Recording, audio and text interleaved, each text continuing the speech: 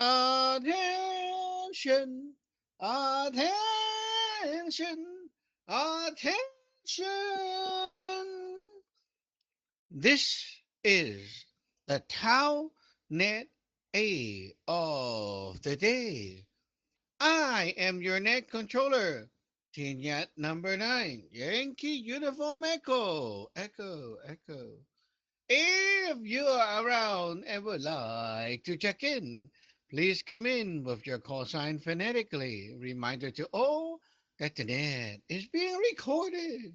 You may begin.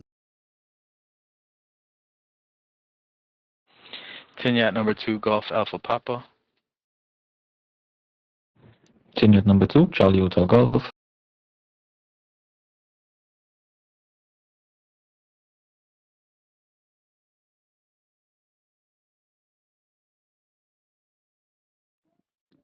Tenured number 2, Kilo Alpha India.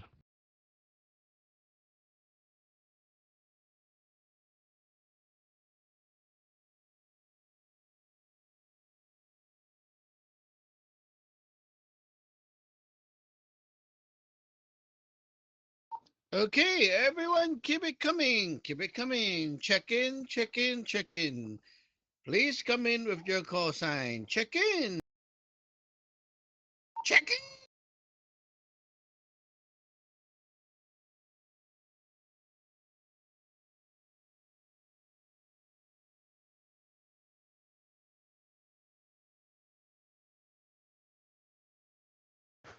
TY4HAA or TY4 Hotel Alpha Alpha. Sorry.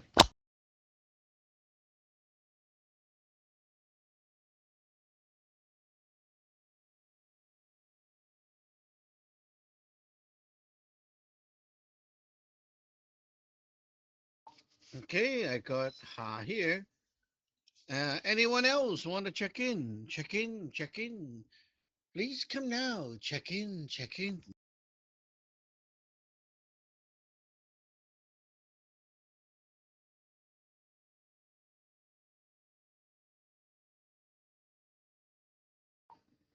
It is now 1 p.m. sharp. We'll do the official call out. This is the Town at A of the day. If you're around and would like to check in, please come in with your call sign. Check in, check in. Come on in, everyone.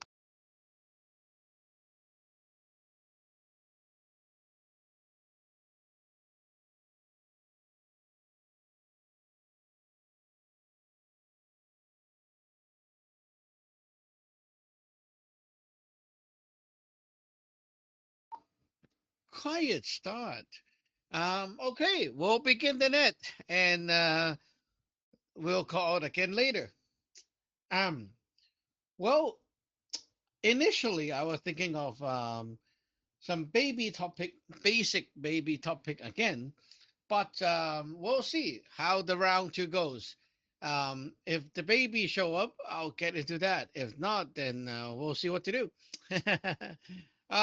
Just before the net, I was actually doing some full work for other people. Um, and wow, that took longer than I thought. I was like, I thought I could get it done and then do the ceremony and everything. Turned out I ran out of time. So I finished my food in like 45 minutes. I did wait, how many? Eight food and did some packaging and and chick food. So yeah, that kind of slower than my usual speed, but anyway, doing the packaging for people is kind of a lot of work to do. So now since you guys are here, yeah, I've been doing the full work. So let's see how you are with the full work so far. I saw Chung finally got his first food. Okay, so there's one more to go before the weekend. Oh man. So yeah, keep working on it. Okay, so let's pass the mic around and see what happened to year number two, Golf Alpha Papa. Yacht number 2, Golf Alpha Papa, Sichuan Gichang. Hello, everybody on the net. Today is my first day off since of the week, so I've actually been kind of taking it easy. My intention is to get to practice with the food later, checking out the videos as well as the handbooks that Sichuan has created. But right now, I'm just kind of recovering from the rigors of the work week. It's only been 2 days in, but yeah, I do a lot of massage in those 2 days. So yeah, I'm definitely excited though about it. But I wanna kind of pace myself. I have the rest of the day, so we'll see how it goes. I've been observing everybody else's work, which has been pretty cool, and I feel like giving myself that opportunity to pace myself is giving me a chance to learn from other people's journey. And I used to feel bad about that, like I was cheating, but I mean, just being honest with myself about where my strengths are when it comes to learning. So that's where I'm at. Yacht number 2, Golf Alpha Papa.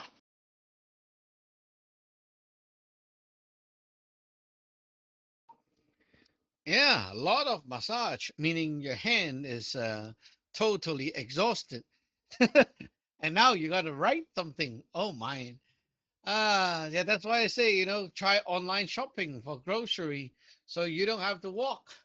Walking and carrying the things and all that is very tiring. If you can click, click, click, click, click, and then someone just drive up to your doorstep, it is worth it. Okay, tier number 2, Charlie Hotel Golf. Yacht number 2, Charlie Hotel Golf. Good day, Sergeant Gichan. Good day to my seniors and my juniors. And yes, Sergeant, I was quite proud of myself, and I had a small victory, even though it pales into comparison to how much everybody else is making progress. And I know I'm not supposed to be comparing myself, but the footwork is definitely a a art on its own. I know there are different sections within a lineage that have its own time that you would need to develop the artistry to get it to a place. Not necessarily magic. The magic is going to work regardless, but if you want your stuff to look at a particular standard, especially how you have set the benchmark, time is definitely needed. Um, that process yesterday took me a while as well, and I wasn't aware how tiring it makes you feel, and I didn't even realize I was tired yesterday after I finished the food because it took me probably another hour and a half, maybe 2 hours. I'm not too sure. Afterwards, I did my chanting and my usual heart spells, and I went and cooked dinner. And I didn't even realize I was tired. Is when I was sitting and I just took a quick little nap. I just fell asleep. I was like, oh wait, crap! Look at the time. It's already like 12 o'clock, and I fell asleep. I woke back up, and I didn't even realize I was tired. That's the strange thing, because I usually never just fall asleep like that. But yeah, it's a lot of concentration, because especially when you're writing the Chinese letters, you want to make sure that each stroke counts. Because if you come, let's say, halfway through making the foo and you write a Chinese letter that's not correct, or you smudge it, or it looks off, it's like I'll have to start all over again. And yeah, it's a lot of patience. It's a lot of discipline. It teaches you to calm the mind. Well in my case anyway, because usually when I'm writing the fool, I'm thinking, oh, I hope I don't mess it up, or my mind is moving at 100 miles per hour, thinking, oh, no, it needs to be perfect, need to be this.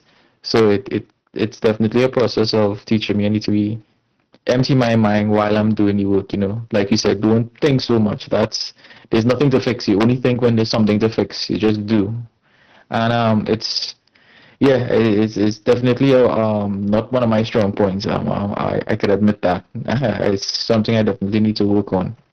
Back to you, Yacht number 2, Charlie Hotel Golf. Uh-huh. Now you know.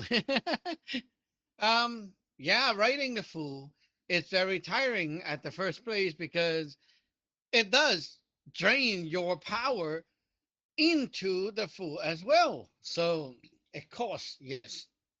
Um, I remember back in the old days when we were like in the temple, right? Like our temple. Um, there was always this thing, like everyone was like sitting outside and they don't know what happened. And I started writing for in the room and everyone's get tired, like it feels like it drains everyone like a swirl that just swirl in, and then everyone is like yawning and so and they're like, wow, like when that is crazy, because no one knows what's going on. They're like outside chatting and stuff. And I started writing food, and then everyone goes like, whoa, I'm so tired. Why am I so sleepy? Yeah, it does. There's like a swirling in everything. So there is something going on. Yeah, so Kai has not been in the class and doing full, but it's okay. You know, um, we'll see what Kai have to say for the net, and you don't have to stick to the topic, but you can also talk about things related to the topic as well. On to your number two, Kilo Alpha India.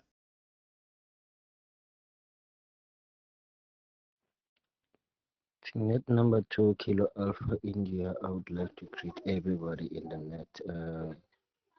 Sachuan Kita. It's true. Food is not one of my strongest, and it's sometimes there's a when I'm performing the spell, there's certain spells that require writing a fu in the air, like the one that say you must write a chitlin. I did ask the other day. I remember asking Chan just recently. Don't know if it was last week. I asked him if he, which fu is that you must write in the air when, let's say, you are cleansing the. If we are doing the cleansing, that you need to write a chitlin in the air, and then you said, and then you write cleansing. Um, I still didn't get any solution in that because I'm very very confused when it comes to food. It's when I have to start from scratch if I must. Otherwise, I'm gonna be very confused and lost in that area. Because there are so many things that requires the food, but I'm very confused. At least if I can take it a little bit step by step at a time, and I believe I can get there. Senior number 2, Kilo Alpha India, back to you. Kai, you're kind of low in volume, hard to hear. So you're asking about like how to cleanse the area, how to cleanse the space. Ask me again online. Drop a message so I remember. Okay, but those things you need video to learn. So it's not hard. It's not confusing. It's just that you didn't ask. Right? Like you got to bring it up online and ask question. It's not confusing at all when you learn it directly from me. So yeah, drop a message online so I remember that after the net. Okay, Tina number 4, Hotel Alpha Alpha. Ticket number 4, Hotel Alpha Alpha. Good afternoon to everyone on the net. Shajwan Gijang. Of course, Shajwan knows my struggles with this foo and the copying and different little things that come up on the foo. And it's not surprising that Shang Shadi was tired. I told everybody what was going to happen. So y'all didn't believe me. So this thing takes something. It takes that essence out of you. So eat before and eat after. High recommendation to eat before and eat after you do food. Because if unless you plan on taking a nap for the rest of the day, once you complete it, it'll take you to zap you right away. You have to do that to take care of yourself and not try and push through stuff like that. And you see how slow I'm going. So I'm doing, one food a day, or, checking to make sure it looks right before I do everything else. Now, there's some people that can pump it out in one afternoon or 1 hour or less, and it's done. Michael A. Shadi, he got his done overnight. Done. Out. He's out. But, for me, I have to look at it and study it and look back and forth and make sure it looks right, kind of looks okay, I put it together. And yeah, I'm not an expert with the food writing at all, but I am continuing to still try, and I feel I'm getting a little better at it. So, ticket number 4. Oh yeah, last thing. Had a little uh, meridian issue this morning, and it seems to have cleared uh, pretty well, and I'm improving. I just couldn't believe how bad that itching was last night in my fingers. I never experienced that before. That was so strange. So, Tingya number 4, Hotel Alpha Alpha. That is good to hear. Yeah, just it's your old problem. It's not an attack; it's an old problem. It's just like it's time. It's time for it to act up. um, yeah, writing the fool requires a lot of investment. And hey, you're not like just wasting your time. All the investment that you have been putting in, uh, no matter it's like in pot or one time, it's all going into the magic power, building up stuff. So you would be spending time and energy on like learning the word, memorizing spells, trying to get that line straight, right? All that stuff that you output, it goes to the magic as part of the output. So it is, yeah, not easy. And definitely you're already like all of you is already getting like a easy way out because I am letting you use the pen brush. Imagine we're going back to the traditional brush, like, dipping the ink, washing the brush all the time, keeping the hair not going in crazy mode, and controlling your angle. Oh my goodness. That's another challenge, right?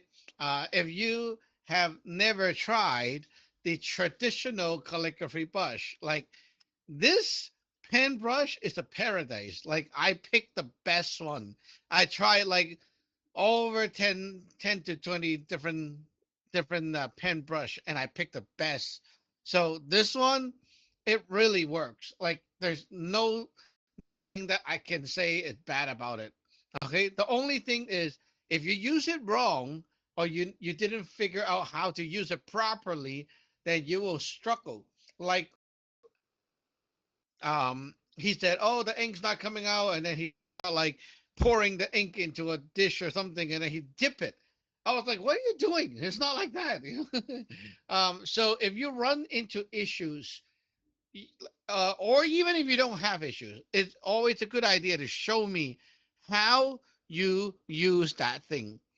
The more I can see, the more I can pick up like what you're doing that is wrong, and so that I can let you know before you keep going on, right? But if you just show me the final product, I can see the problems before that. Um, like even the way you hold the brush, the way you use the ink tube, there's so many things that can go wrong. And if I don't see it, I can't teach you, right? I figured this all the stuff out already with this specific pen brush for many years. Whatever problem you may encounter, I have went through it and I've solved it. So it's one of the best thing out there that you can buy it. Okay. So you don't need to try any other brands or model because this is the only one that I would say I approve it. The other one, you just throw it in the garbage. That's basically how good it is. And well, it's still not as nice as using the traditional brush, but it is nice for every one of you. Okay, like traditional brush takes a long time to learn, and it's not easy. So if you're holding that thing right now, like Ha was using that before, it will turn out like your foot is on period. It's not easy. Okay, let me do a call. Anyone want to check in? Anyone want to check in? Please come.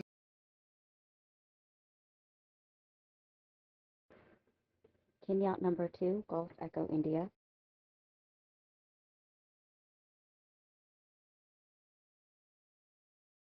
Okay, I got Gay. Gay, you sound like you're covering the mic or covering your mouth or something. So, yeah. And anything else?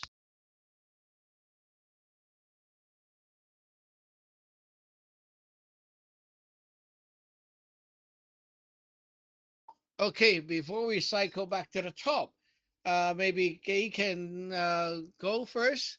So, Tina number 2, Golf Echo India.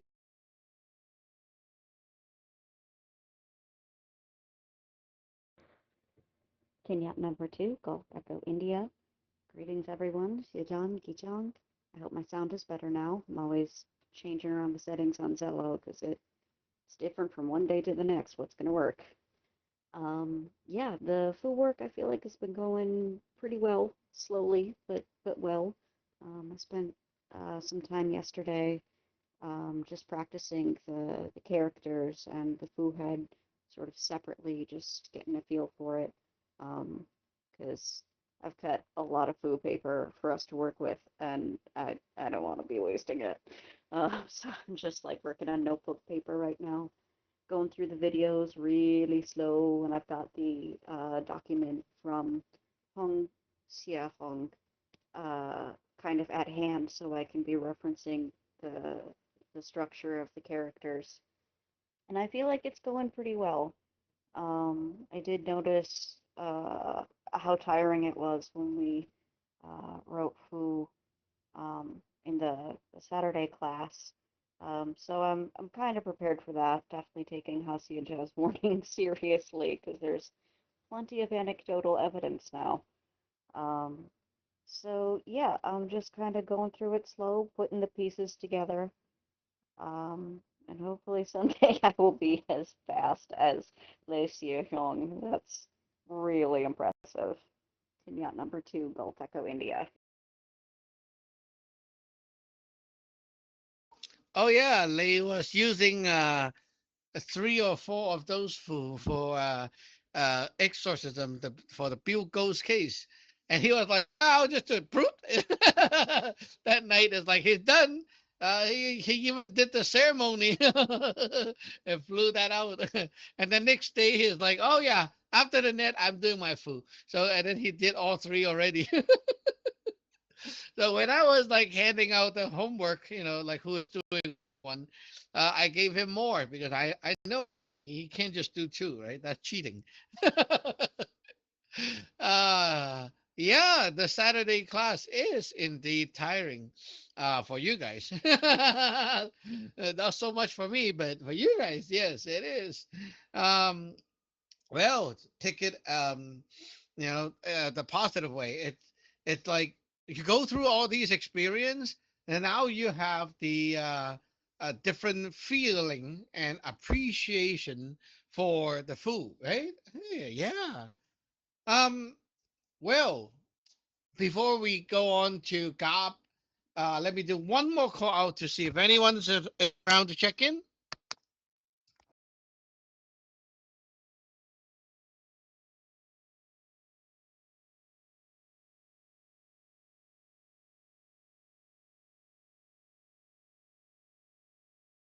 Okay. Let me bring in a topic that is a little bit different from this one. The topic is that balance thing. Like, eh, where did people get that idea from, right? Like they need to live a life that is balanced with good and bad. Oh, that's so wrong. So let's go back to the basic and we talk about the yum and yang. By the way, this is Cantonese. Yum and yang. Okay, yum negative, the black, yang positive, the white. What is the yum yang, right? You look at the Tai Chi diagram, and it's not about good versus black. It's not a versus. You realize that those two things, they're not opposite of each other's. They are actually a cycle. It's talking about a cycle, like a move, right? We call them the yum yang yu, right? The fish, the yum yang fish, and it looks like a fish with the eyes, right? So it turns. When that thing turns, you look at the head, right? If the thing turned clockwise, it's going forward in time. When it turns counterclockwise, it's going backward in time. And that symbolizes two-way that we can do stuff. First of all, we need to set the two parties. One is the top and one is the bottom. So we call that the Jun Bei. Jun is like the top party. Bei is the bottom party. So who is on top? The top is the provider, right? The one that give or leads or the bigger one. And the bottom is the one that is in need, like supply and demand, right? So I am the one giving out all the teaching, so I'm on top. You're the one that is coming here to learn, you're the bottom. Okay, now we know the tin and the day, which is the sky and the ground, right? The bottom is the ground. So you're the ground, I'm the sky. Okay. Now, this Tai Chi diagram talks about the two-way communication. I can be giving to you, which is the sky giving to the ground. That's clockwise circle. Now, there are times you give back to me. When you give back to me, that's counterclockwise. Okay, so we have two ways that this thing can work.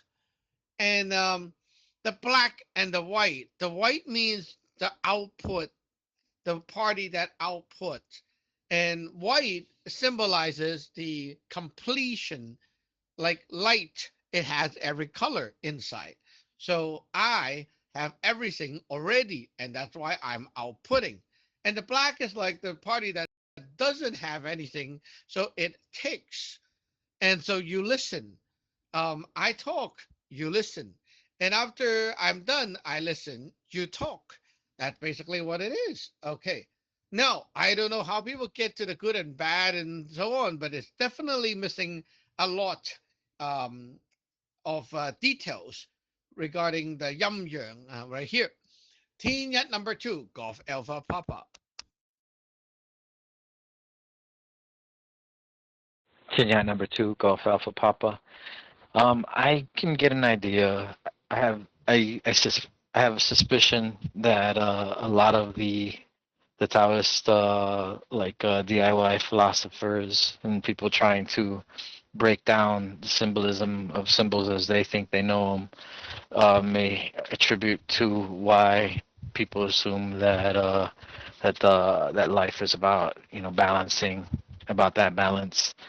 And I feel like I seen a couple of KJs in the past where you'd see even the people portraying the ancient Chinese, some of them getting confused about what Taoism is, and there's a movie. It was called Tai Chi Master. It was one of Jet Li's early movies. I think they changed the name a couple times when it came to the West, but in it, he he gets exposed to somebody who's technically a Taoist priest. That this guy's getting drunk like all the time, and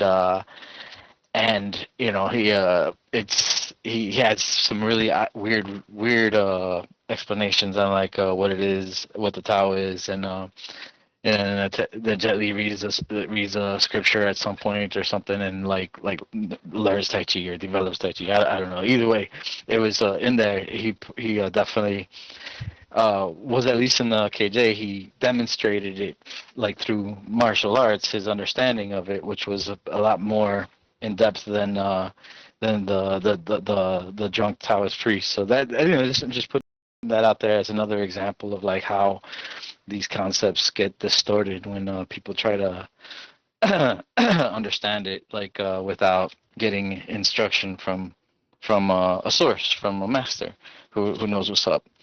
Um, and I am also fascinated about the idea of how this concept can be used in all these different ways, the different facets of life. You've talked about how the D1 and D2 will change depending on the like who is D1 and who is D2 depending on the circumstance, and like how the other like D3, D4 is actually like the way D2 is processing D1, or like what stage is it in. So yeah, it's pretty cool. It's pretty cool, and at the same time, I feel like there's still a lot more to grasp and understand about this. Like I'm beginning to get it to some degree, but there's definitely areas where yeah, I'm looking forward to learning more about it. Tinyat number 2, Golf Alpha Papa. Ah, I know that movie. I saw that when I was in high school. Chinese is called Tai Gik Zheng Sam Feng. Oh yeah, this Zheng Sam Feng, this guy, it's another thing like they kind of made it up for Wu Dang. Back in the old days, there wasn't even such a thing. Wu Dang, like the sect, was a later creation, and the joke is like not even a joke, but it's funny because you would thought that it started in a mountain, right? No, nope. That thing started in the gym in Shanghai. Yeah, it's a gym, okay? Damn. Yeah, so there was the government um trying to uh make gym and sport and everything become a thing again. People are getting too weak and they want people to get back into martial art and stuff like that. So they try to get instructors, right? And there were some urban martial artists that went there to try to get a job. So one of them practiced some kind of internal martial art, and they're like, "Well, cool, you can teach, yeah." And they were like a wrestling, there's like Shaolin and so on, like those kind of thing. And then they're like, "Okay, we gotta make some names for our club, like we need a name." And then Wudang was created right there. And then later on, these guys were like, government helped them to do all the promotion and stuff, and they basically revive a temple and just you know cosmetically make it into the Wudang today. So you go to Wudang, you thought it's like, oh, it's all ancient structure and all the stuff must be from like very, very, very ancient time. And it's like, whoops, nope, you got scammed. It's all made up, just like Shaolin. Yeah, Shaolin is also made up. Like the whole story about that Indian going there and all that, it's it's all fake. The government made it up, and they even made up like fake quote evidence, and it's like it's a tourism thing. It's not even related. So yeah, no wonder everything is so weird, right? Because it's all about the government again. Tina number 2, Charlie Hotel Golf. Tinyat number 2, Charlie Hotel Golf. Well, I suspect that a lot of those modern Western perspectives on the yin yang symbol Sajwan comes from a lot of these political pundits or philosophers, especially people like Terence McKenna or Alan Watts. Like they have a lot of this um, Eastern philosophy that, well, is basically the interpretation of Chinese culture, especially Terence McKenna, who would mention in a lot of his lectures about the I Ching. And these people have no type of reference to the actual culture. They have no idea what's going on. They'll probably go to these countries and, talk to some of the natives who themselves probably have no idea what's going on and take that as gospel, thinking this is what it is when they have no idea themselves what's going on. And for some strange reason, a lot of this misinformation just tend to rise to the top of the social forefront, where everybody who would listen to these people who talk about Chinese or Taoism culture thinks they know what they're talking about because they have a platform and they have the loudest voice. I mean, for example, you just spoke about the Shaolin Temple and how that whole thing is made up. For like most of, let's say, the early 2000s or even the 80s and 90s, people thought that the Shaolin legend was real. These things were real, and China had these mystical warriors. When no, the whole thing was made up. I think the first time I discovered that was in an interview with martial artist called Michael J. White, and he was calling out the CCP for all that political propaganda that they were perpetuating, because a lot of the monks who were in the Shaolin Temple were actually farmers or just vagabonds who came to just teach. They were recruited from the CCP and they had no idea, no type of historical or spiritual connection to the Shaolin Temple, and it was just this large stage production that they put on for tourists that helped to stimulate the economy. And I think that was probably um, their first goal that they were trying to reach, to make money, like everything else. So a lot of the misinformation about Taoism or even the Yin Yang symbol, like a lot of people think the black is bad and the white is good, and no, like you kind of give us a broader perspective. Those things are polarity, negative one absorbs and the other one is positive. It gives it could be used as a symbol as communication, but it really represented the polarity of how different parties work. So it's you really have to be wise with the things that you're getting from the pseudo spiritual culture of the West. It's a hodgepodge and a salad bowl of a lot of different things. Back to you, Tiniet number 2, Charlie Hotel Golf.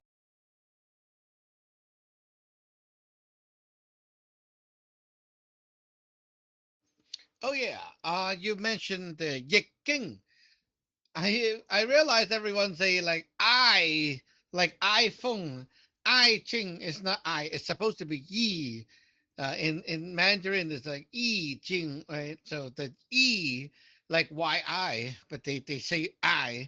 So when you say I Ching, it's like iPhone, right? iPad. It sounds so funny and weird at the same time. So make sure you know it's Yeking in Cantonese. Yeking. Okay, Yek means changing, right? The scripture of changes, and it can be Yi Jing in Mandarin. Anyway, um, talking about the Yiking, you guys are now more familiar when you do the div and you have the 6 lines, right? Hey, you never need to memorize that book to understand Yiking at all. And I didn't bring out any fancy Chinese ancient word or whatever book and things like that. It's just common sense, right? Now you know how cool it is to actually learn the stuff and understand what it is. Um, talking about the martial art part, um, well, yeah, you're right. A lot of those are farmers in China, and during that time, there is a lot of those Chinese opera people, and they deeply influence what you see as Chinese kung fu today. A lot of the form, they are always done like a line kind of format. It's like you imagine now you're like facing, let's say your face is now looking at the south, right? Okay, so you will go like to the left and you go walk, walk, walk, walk, walk all the way there, and then your face will always face the south again, and then you walk back the other way, and then you walk back the other way. It's kind of like a line, right? And why is it like this? Is because the whole culture comes from the stage performance. So back in the old days, like everyone is on the stage performing. If you just look at whoever you're talking to or doing things with, no one can see the front of your face. So they're always at like your ears, right? That's not fun. And the thing is like no one know who that actor is. So you have to like do a few movement and then your head must turn back to the audience and then you keep going and then you turn to the audience again when you're done, like it's kind of like you have to freeze yourself in that frame for everyone to realize, oh, that guy is there, yeah, so that's why the Chinese kung fu forms are kind of like that because of that kind of influence, and they're always performing the forms the same way that operas are doing. So yeah, opera is wild. Like it is very wild. It's like in the West you have like the circuits, right? Like people doing all kinds of stunt and flips and cartwheel and jumping in the air. That's what they do, and they have a lot of tricks, right? Like they can bounce in and out a box, and then it looks like they're spring loaded. They can just keep spinning and keep rolling in the air, right? That's what they do, and that is exactly what Shaolin is doing. So Shaolin, you think that's kung fu? No, it's dancing. That's opera. And then the skies, right? Like the skies as martial art. So and then hey, you see what? Later you have Jackie Chan and all that people, right? All those people come from opera school. They are trained to do opera stage performance when they're a kid, and that is why they have that kind of movement when they're like in the movie. It's not because they're martial artists. They're never like really a martial artist. They are all from opera. So there you go. Tia number 2, Kilo Alpha India.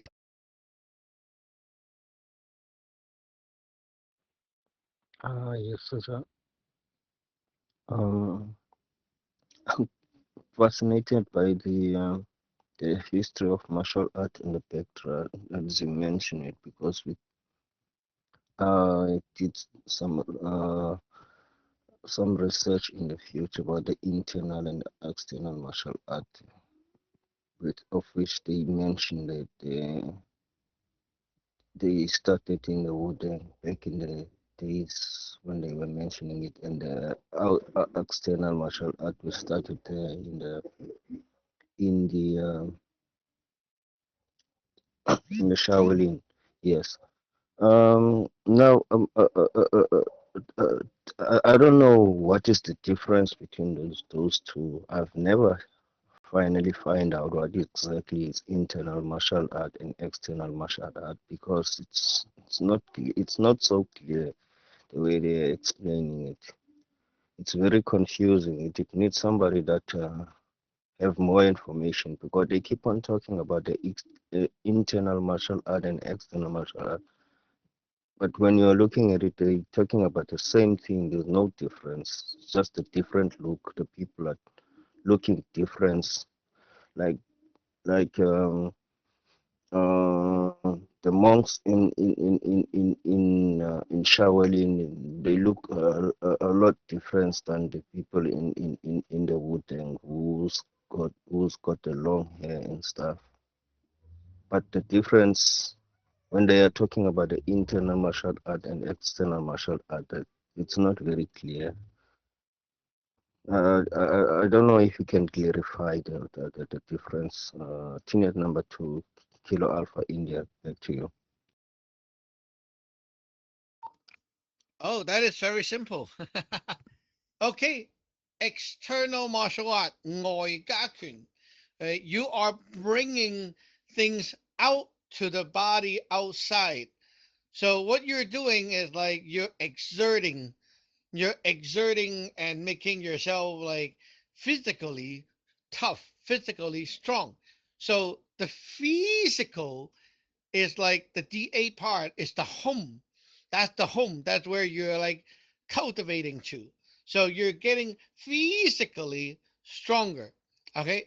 So by doing that, you have to bring out the chi to the outside, right? You have to push, you have to get very physical, and so that you can actually grow that body. And that's what you're doing most of the time. So you will get a lot of sweating. Um, like you will be training for speed and power, right? Like things like that. You are actually training for something physical. Um, Internal martial art, Noigakun, is basically the other way around. You're training for the inside. So what is the inside? The inside is like your soul. So you don't do things like physical. You do things to get yourself more um, focused, more aware of yourself inside. You're preserving the energy inside. You are um, doing like the martial arts so that you are mentally the chi can communicate inside. That that's what it is. Okay. So the more you do the internal martial art, you're not going to feel exhausted. You're not going to feel tired because basically you're working in. Okay, you're like doing that stuff make you more energetic.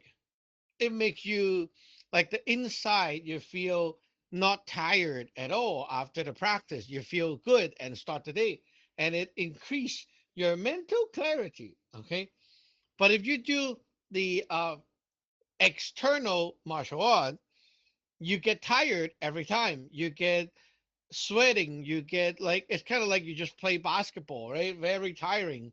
Oh, all wet and my legs have no power. I'm all done, like that, right? That's what it is like. So it's not about what style you do, like oh Shaolin or Wudang. No, it's not. It's about how you train. You can do anything and make it internal or external. Actually, like right now, a lot of the Wudang, which they claim to be internal, are actually very external because what they do is a lot of physical training. Like they will wake you up early and then they make you like jump up and down, they make you run, they make you do a lot of those kind of like push up and whatever kicks and all that. You're all sweating. How is that internal? Right? Like it drains you all the way. It's very, very, very external. So even though they claim to be an internal style, they're actually lying to you. It's not. In internal kung fu, it's about the mind. You're focusing inside and trying to get everything to work inside, not outside. So there you go. Team number 4, Hotel Alpha Alpha.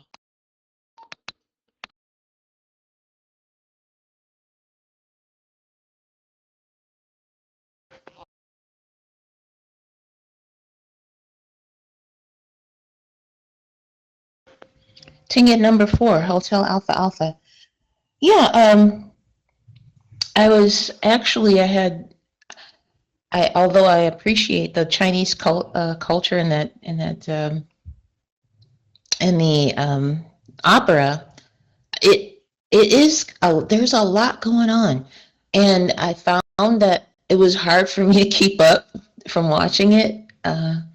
And in some case, I mean, I could watch it for like short stints, but I literally could not figure out what was happening. It was just so energetic. And even, it was like, to me, it seemed like a combination of a magic show, a circus, and a theatrical, like singing and opera. Like there was some of that, but it was kind of hard to follow, and I never really caught on to what was actually happening. But at one point, I think I got fascinated with it because they could make these costume changes right in front of your eyes. It was amazing. I was like, wow, how did they do that? I guess there's like certain triggers inside of the costume And then after you practice for however many, I don't know, years maybe, to make it seem seamless, it's like they become two characters in one.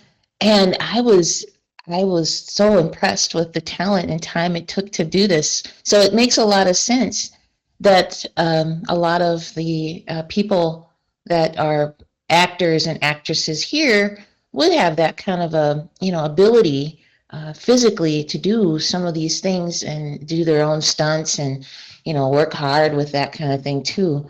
But I also think that Americans have a romanticized idea of the Chinese culture. They take bits and pieces out of it and use what they like, throw away the rest. Kind of like the food. Oh, if we put a smear of this brightly colored liquid on here, it will be more appealing to everyone. Versus what Tajuan has taught me about making the actual sauce. And it is much tastier and a lot healthier than what is served in these restaurants here to appeal for a wider audience. So, ticket number 4, Hotel Alpha Alpha.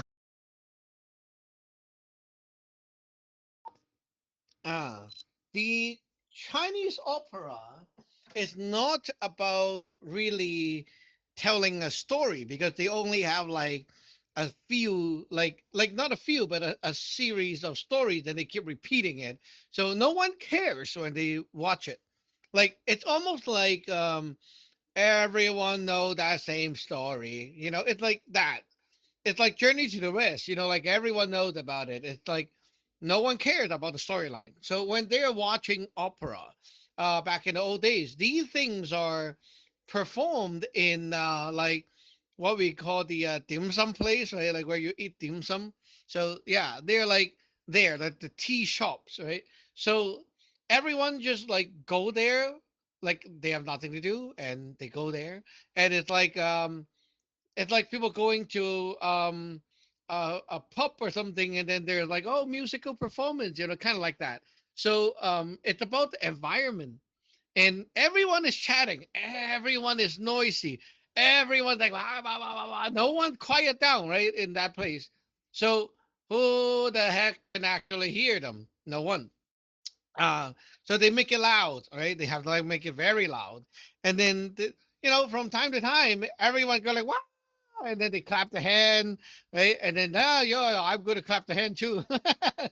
So it's that kind of environment that people are used uh, to like kind of make your day, pass by, and feel like you're living. That's basically what it is. It's not about, oh yeah, that's a famous story, let me look at that, what's going on. No, no one does that. It's like you do your thing, you talk to your friend, or just hang out and kind of like dozing off, and then you kind of make that your background.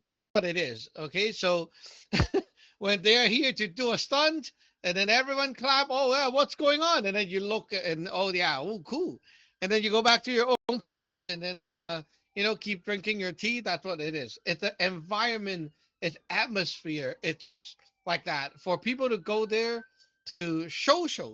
You go there to have fun, show, and relax. That's basically it is like that. So the story, it doesn't matter. Like whatever you sing is fine. Like no one knows. So, yeah, it is. It is kind of like that. And not to forget to mention, there's a lot of superstitious side at the back too. Like there's a lot of those magic sect also in these operas, and they have magic, because they believe like, oh, I'm pretending, General Kwan or something, someone who is supposed to be a god, and they're pretending that, so they will do some ritual. And there's like this guy who is like supposed to be the General Kwan, right? He's not supposed to or not allowed to talk. And it's like, yeah, we're gonna do the Changsan. We're gonna invite the god into you, and you do the whole opera, right? Your mouth is only for singing that opera. So you go outside, do all the singing, and you're not supposed to talk to anyone because you're the god right now. Right? So your mouth is only for this, and that guy have to like shut up all the way until he's on the stage. He sing, and then he come back, and then they have to do a whole ritual to get him out of that state, and then remove the god, like send the god away, and now he's like back to normal and he can talk. So a lot of these magic stuff going on in the backstage. Thing number two, Gulf India.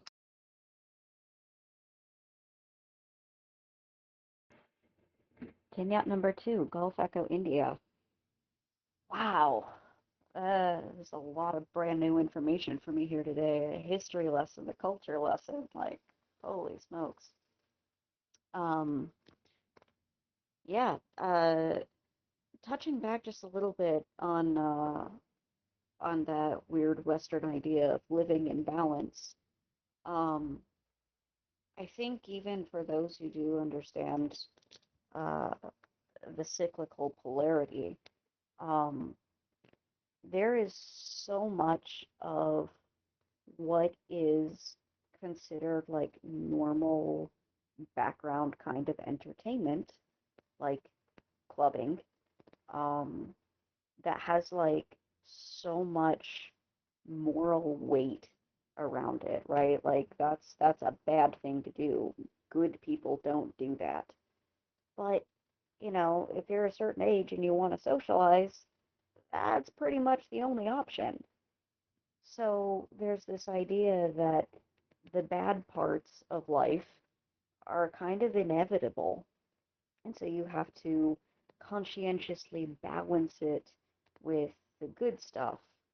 And likewise, if you do too much good stuff and become too puritanical, then you're not really living. You're just like cloistered somewhere. Um, and that's also not a good way to live. So, like, I can kind of see where they're coming from, but it's easy to see how a lot of it is just mistranslation. The theatrical work of Chinese culture has really done a number on the theatrically trained American mind in particular. I can't speak for the rest of Western culture, but in America in particular, it's breaded circuses all the way, man. Um, Even our politics is like almost 100% showmanship, um, and nobody really knows what goes on the back.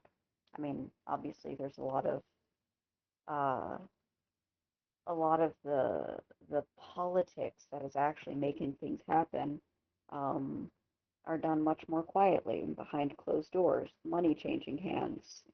You know, these last few elections have made it very clear that, you know, the politics that we've been taught of like, the campaign trail and the voting booths is mostly smoke and mirrors. Um, so yeah, there's a lot to be re-understood, a lot of things uh, to be educated about when you're finally awake enough to start learning. So I'm glad to be here listening in on these conversations. Vignette number two, Gulf Echo India.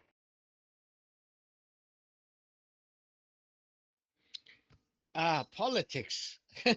Something I don't like. Yeah, as a Taoist here, with so much to learn and so many fun things to do, I don't think you have time for any clubbing or whatever.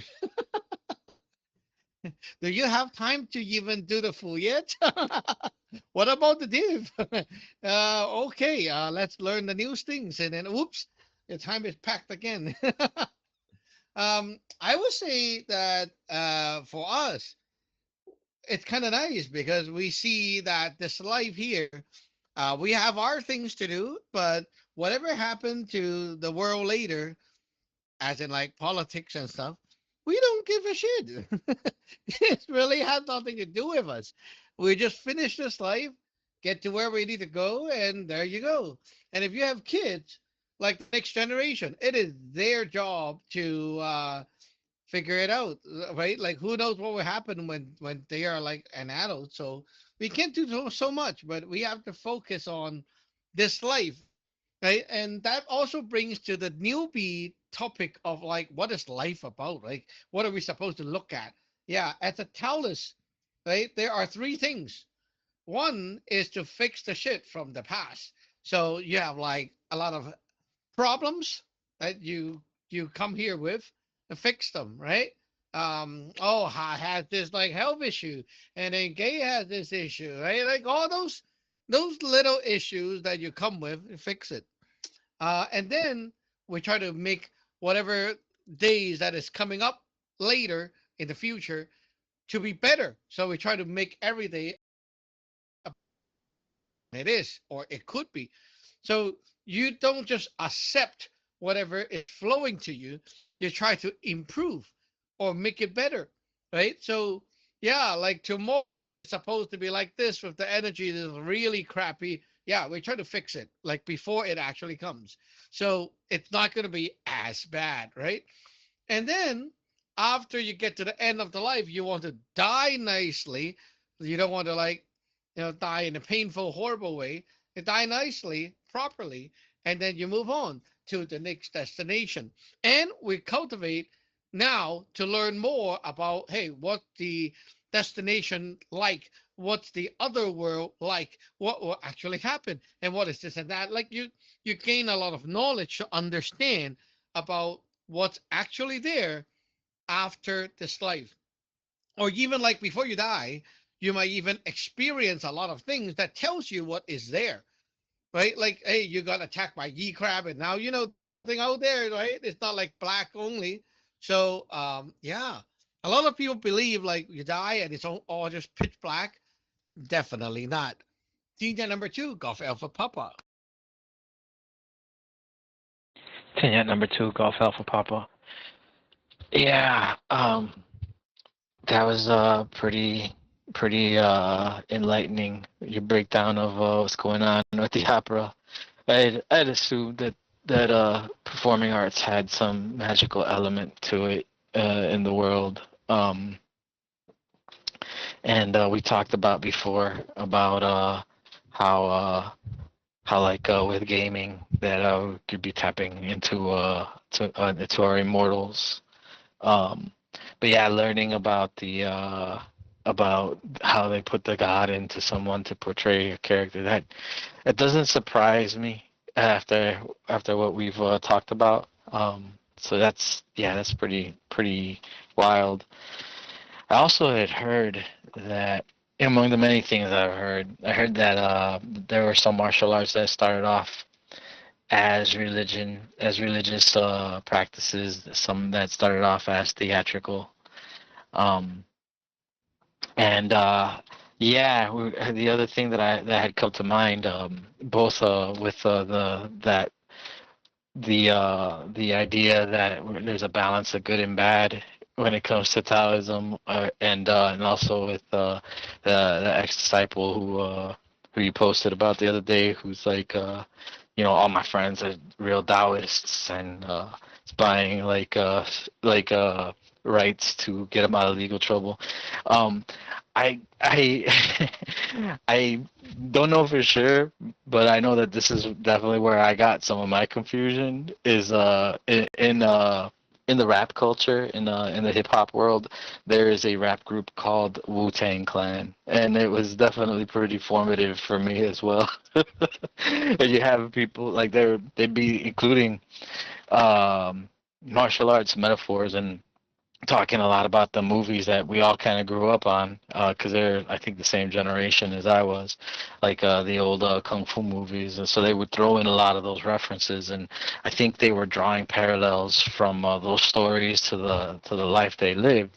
But a lot of the terminology that they used, it definitely seemed like there was like a mixing of data. Like they'd be throwing terms in their songs that might have absolutely nothing to do with what they were really intended. Like I know there's reference to like the fusion of the five elements and the King, and they're not the only ones in rap music that have done that.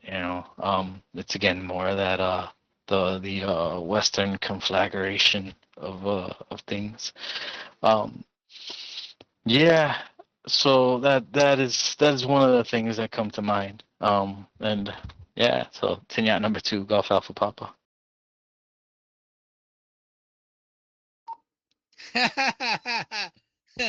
Yes, I know that one. um, okay. You mentioned about the martial art and religion. Let me bring up this thing before we end the net, okay, very quickly. Yes, you're right. There's a lot of Chinese martial art that started off with religious sect. And they basically do this thing where they get possessed. Like they will ask their god to go into the body of that person. And sometimes it becomes like some ye gods or whatever crap, and it actually took over. So they actually got kicked out, like their soul is kicked out. And the thing just went in and started doing weird shit. So sometimes they will be doing very kung fu alike things. And then when they start doing that, it becomes like a spontaneous movement, right?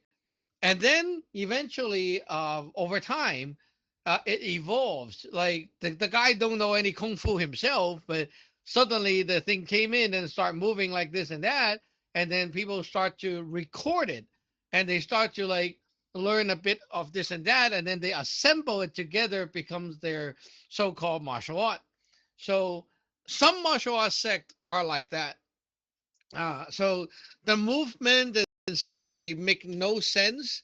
Like if you try to break it up, the whole form makes no sense. But it's just a bunch of movement put together like that, and they just do it. And then later they try to like BS out of it and try to explain the movement. But yeah, it came from that kind of thing. Some other ones are like they are actually a Sun Gong lineage at the back, like they practice Sun Gong, like magic, and then they also practice some sort of martial art. So it blends together, and they do it in front of their altar. The Southern style mantis is one of them, and also the Bak Mei and stuff like that. So yeah, a lot of those Southern styles are like that. Why? Because the magic is a big thing in the southern part of China. They all escape. They're like escaping from the wartime. So all those people went down to the south part, like Hong Kong, right? Canton and so on. And they moved down there. So that's why it's called the southern part, southern art. Yeah, like usually it's all in the south, those magic stuff, because they flee. They're like trying to escape. So yeah, there is such a thing like that. Anyway, it is now 2:04 p.m. We'll end the net here. 73 to all, and we'll see you back online or on net B later. This is TNet number 9, Yankee Uniform Echo. It's clear. Clear. Tenant number 4, Hotel Alpha Alpha is clear.